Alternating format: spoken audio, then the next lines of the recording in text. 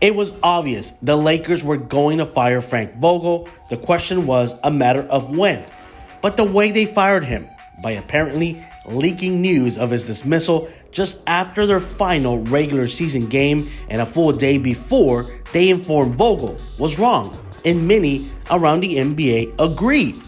One of the people who disliked the Lakers' handling of Vogel's exit is team legend Shaquille O'Neal. On his podcast, The Big Podcast with Shaq, he not only criticized his former team, but he even had a message for any other coaches who are thinking about joining the purple and gold. Yeah, he was done dirty, because that's how I heard I was getting traded, said O'Neal before explaining how he felt disrespected by the Lakers during his playing days. O'Neal later went on to implore other coaches to not waste your time with the Lakers. The legendary big man also said that if he were Vogel, he would have quit before officially getting fired by the franchise. Look, I don't think Frank Vogel was going to do that. He was going to handle everything with class, just like he did until his final day with the organization.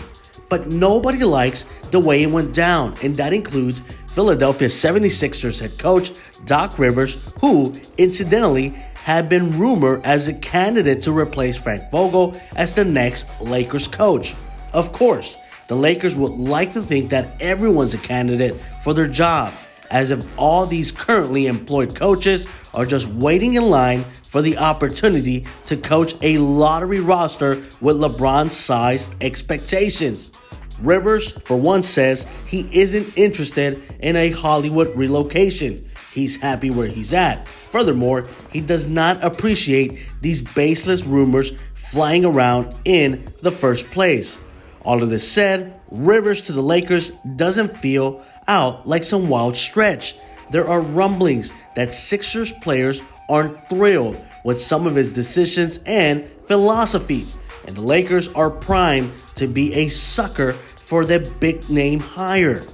There's a reason Rivers was asked this question.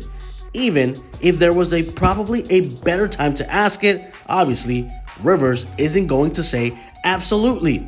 I love to be the next Lakers coach, as he's coaching the Sixers in the playoffs. I still call this a wait-and-see situations. But the way LA leaked the news about Vogel's firing before telling him face-to-face has seemingly left a bad taste in the mouth of people around the league. And not just that, the fact that it's a LeBron-ran team, coaches will think twice about signing and coaching the Lakers with so much expectations going into every season.